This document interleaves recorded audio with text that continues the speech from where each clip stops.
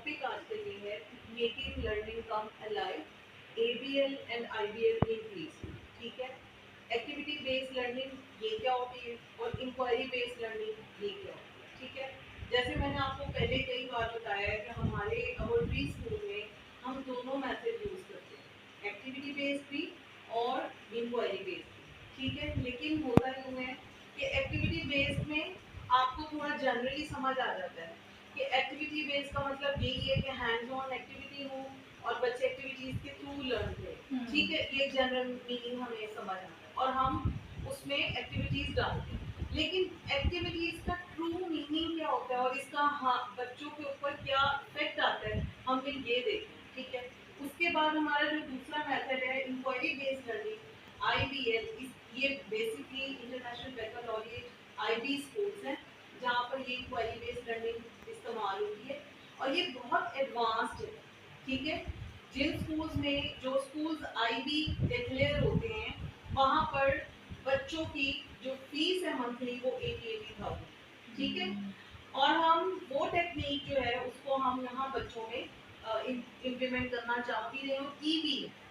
और जहाँ हमने ट्रूली की है ना वहाँ हमें बड़े अच्छे रिजल्ट्स भी आए, जहाँ हम ट्रूली नहीं कर पाए वहाँ पे रिजल्ट्स फिर हमने वो उस तरह अचीव नहीं किए। लेकिन हम जिस तरह शाहबाद कम्युनिटी में एक बिल्कुल हम आप कह लें कि हम सोशल वर्क कर रहे हैं क्योंकि वी हैव नो प्रॉफिट। ठीक है, तो उस प्रॉफिट ना होने में अगर हम फिर भी एफर्ट कर रहे हैं तो ये एक तरह का सोशल वर्क ही है कि हम फिर भी चाहते हैं कि कम्युनिटी ऑफ शाहबाद को और इनके बच्चों को हम बेहतरीन एजुकेशन प्रोवाइड करें। ठीक है, अब इसके अंदर ये जो दो मेथड हैं एक्टिविटी बेस्ड लर्निंग और इंक्वायरी बेस्ड लर्निंग, इसको हमने आज डिटेल से पढ़ना है और इस वर्कशॉप को आज डे फर्स्ट पे स्टार्ट करने का मेरा मकसद ये है कि आप सीख जाएं कि लेसन प्लान कैसे करें। जो मैं आपको लेसन प्लान करके देती हूँ वो आप खुद अपने ओन पे करें और जब आप अपने ओन पे करें तो मुझे तसल्ली हो कि आपको आता है, आप करते हैं। मैं जो आपको करके देती हूँ ना मैं वो ट्रू फॉर्मेट पे नहीं करके देती। ठीक है, मैं सिर्फ आपको बता देती हूँ कि ये चीज करवानी है। लेसन प्लानिंग वो नहीं होती, वो डे प्लान कह सकते हैं उसको, जो वो मैं आपको देती हूँ। लेकिन अगर वो डे प्लान है तो आपको खुद फर्दर उसको आना चाहिए। फर्स्ट करें मैं ही देती रहूँ आपको डे प्लान जिस तरह के देती हूँ, तो आपको ये पता होना चाहिए कि मैंने उसको किस तरीके से मैंने उसको इम्प्लीमेंट करना है, मैंने उसको कैसे फर्दर डिवाइड करना है मुख्तलिफ पार्ट्स के अंदर और फिर मैंने उसको बच्चों तक पहुंचाना है, डिलीवर करना है।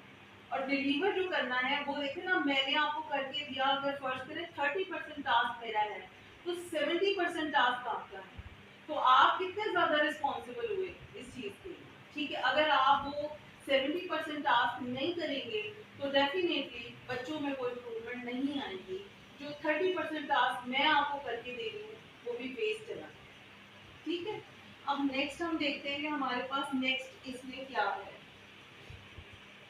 Objectives हैं by the end of this session teacher will be able to understand the principles of activity based learning and inquiry based learning।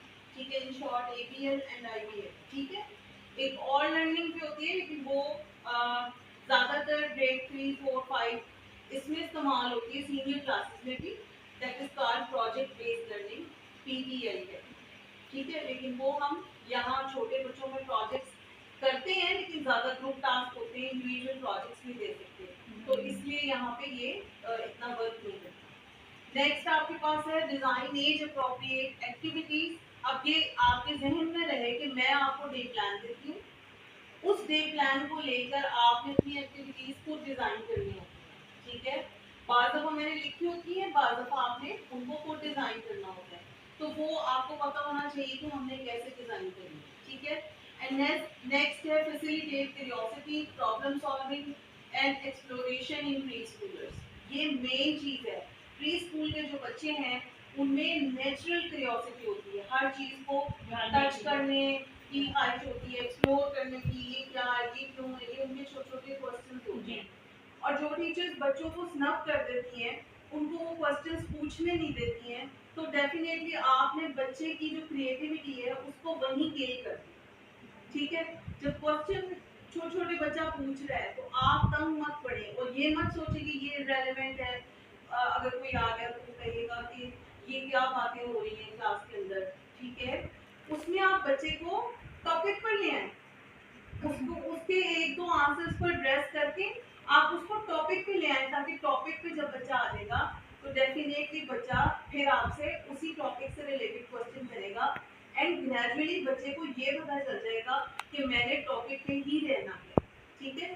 तो स्नब करना बहुत बड़ी ज्यादती है प्री स्कूलर्स को, ठीक है। प्यार पहली चीज है और फिर इसमें कुछ चीजें हम साथ साथ देखेंगे कि वो क्या चीजें हैं जो हमें जब हम डिलीवर करें तो हमारी वो अप्रोप्रिएट होगी। नेक्स्ट है जी reflect on their current practices and plan for improvement. Reflection बहुत जरूरी है, ठीक है। आप लोग यहाँ आते हैं हमारे स्कूल में और या फिर डिफरेंट स्कूल्स में टीचर्स जाती हैं, जॉब करती हैं, घर चली जाती हैं, ठीक है। और इन स्कूल्स में शादबाग में कहीं पे भी रिफ्लेक्शन है ही नहीं। रिफ्लेक्शन क्या होता है, कभी टीचर ने खुद रिफ्लेक्शन अपना लिया हो या अपना किसी को दिया हो, ठीक है, ऐसा नहीं है। और इसकी बेसिक रीजन ये है कि हमें पता ही नहीं कि रिफ्लेक्शन होता क्या है, क्योंकि टीचर्स को नहीं पता कि रिफ्लेक्शन क्या होता है। लेकिन जनरली एक अच्छा टीचर जो होता है वो at the end of the school, at the end of the class, वो ये जरूर सोचेगा या सोचता है कि भाई मैंने आज जो बच्चों को टीच किया इसके अंदर कोई कमी तो नहीं रह गई, और अगर मैं इसको नेक्स्ट डे इसी एक्टिविटी को मैं नेक्स्ट वीक, नेक्स्ट मंथ या मैं दोबारा अगले साल करवाऊं तो मैं इसको फिर कैसे और अच्छा करवाऊं, ठीक है। दिस इज कॉल्ड रिफ्लेक्शन या रिफ्लेक्टिव। जब ये रिफ्लेक्शन आप अपना करोगे, अपना लिखोगे, डेफिनेटली नेक्स्ट डे आपकी जो परफॉर्मेंस है वो इम्प्रूव होगी, ठीक है। तो आपको इस चीज को देखना है कि आपने कैसे ये रिफ्लेक्शन जो है वो अपना देना है, यानी कि आपको मैं सिखाऊंगी कि रिफ्लेक्टिव जर्नल अगर हो तो आप, अगर आपसे कहूँ कि daily reflective journal fill up करें तो आप उसको कैसे फिल अप करें, ठीक है। नेक्स्ट आते हैं, अब हमारा एक आइस ब्रेकर है और इसमें अंडरस्टैंडिंग एबीएल एंड आईबीएल ये हमारा एक 30 मिनट का जो चल रहा है सेशन वो है। और आइस ब्रेकर ये है माय लर्निंग मेमोरी, ठीक है।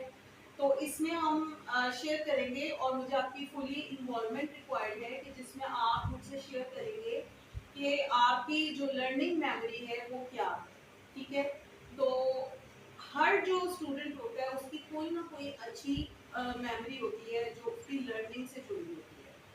तो I am giving you just 1 minute, close your eyes, recall your memory and remember your teacher जिनके साथ आपकी इतनी ब्यूटीफुल लर्निंग मेमोरी है। और टीचर का नेम बताएं, टीचर बताएं, अपनी क्लास बताएं और वो